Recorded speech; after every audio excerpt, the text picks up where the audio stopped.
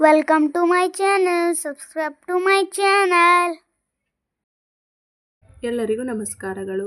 4ನೇ ತರಗತಿಯ ಸವಿ ಕನ್ನಡ ಪ್ರಥಮ ಭಾಷೆ ಕನ್ನಡ ಭಾಗ 2 ಪಾಠ 15 ದುಡಿಮೆಯ ಗರಿಮೆ ಪದ್ಯ.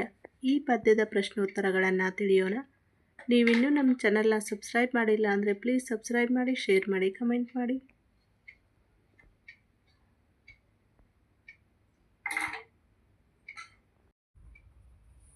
ಒಂದು ವಾಕ್ಯದಲ್ಲಿ ಉತ್ತರ ಬರೆಯಿರಿ. ಪ್ರಶ್ನೆ ಸಂಖ್ಯೆ 1. ಕಬ್ಬಿಣದಿಂದ ತಯಾರಿಸುವ ಸಲಕರಣೆಗಳು ಯಾವುವು? ಉತ್ತರ: ಹಾರೆ, ಸಲಾಕೆ ಮತ್ತು ಗುದ್ದಲಿ ಇವು ಕಬ್ಬಿಣದಿಂದ ತಯಾರಿಸುವ ಸಲಕರಣೆಗಳು. ಪ್ರಶ್ನೆ 2. ಜನರನ್ನು ಸಲಹುವ ದಾತ ಯಾರು? ಉತ್ತರ: ಜನರನ್ನು ಸಲಹುವ ದಾತ ರೈತ. ಪ್ರಶ್ನೆ 3. ನೊಗವನ್ನು ಯಾವುದರಿಂದ ಮಾಡುವರು? ನೊಗವನ್ನು ಒಣ ಮರದಿಂದ ಮಾಡುವರು. ಪ್ರಶ್ನೆ 4. ಮೀನನ್ನು ಹೇಗೆ ಹಿಡಿಯುವರು?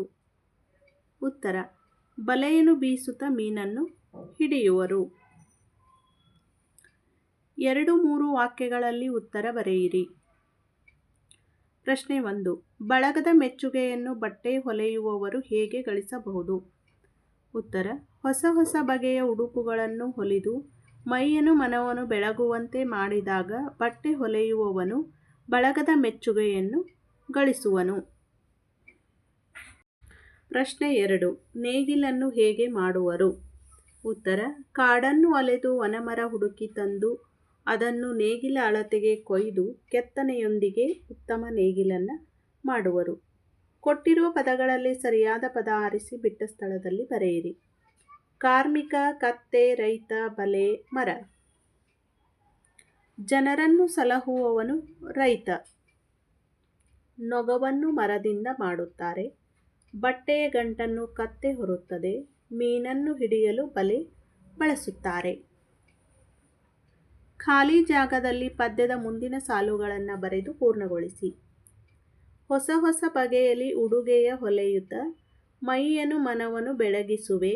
ಅಪ್ಪನ ಅಮ್ಮನ ಮಕ್ಕಳ ಬಳಗದ ಮೆಚ್ಚುಗೆ ಗಳಿಸಲು ತವಕಿಸುವೆ. ಭಾಷಾ ಚಟುವಟಿಕೆ. ಕೊಟ್ಟಿರುವ ವಿರುದ್ಧಾರ್ಥಕ ಪದಗಳನ್ನು ಮಾದರಿಯಂತೆ ವಾಕ್ಯಗಳಲ್ಲಿ ಬಳಕೆ ಮಾಡಿ. ಮಾದರಿ: ದೂರ, ಹತ್ತಿರ. ನಾನು ಎಸೆದ ಕಲ್ಲು ದೂರ ಬಿದ್ದಿತು. ನಮ್ಮ ಮನೆ ಶಾಲೆಯ ಹತ್ತಿರವಿದೆ. ಅದೇ ರೀತಿಯಾಗಿ ರಾತ್ರಿ, ಹಗಲು. ರಾತ್ರಿಯಲ್ಲಿ ಆಕಾಶ ಸುಂದರವಾಗಿ ಕಾಣುತ್ತದೆ. ಹಗಲಿನಲ್ಲಿ ಸೂರ್ಯನನ್ನು ಕಾಣುತ್ತೇವೆ. ಹಿಗ್ಗು, ಕುಗ್ಗು. ನನಗೆ ಸಂತೋಷವಾದಾಗ ಹಿಗ್ಗುತ್ತೇನೆ.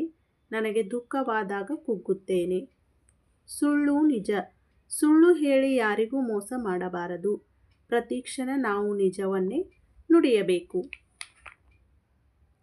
ಚಿಕ್ಕ, ದೊಡ್ಡ.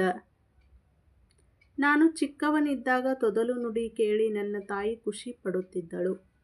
ದೊಡ್ಡವನಾದಾಗ ಸ್ಪಷ್ಟವಾಗಿ ಮಾತನಾಡುತ್ತೇನೆ. ಪ್ರಾಸಪದಗಳನ್ನು ಪದ್ಯದಿಂದ ಆರಿಸಿ ಮಾದರಿಯಂತೆ ಬರೆಯಿರಿ.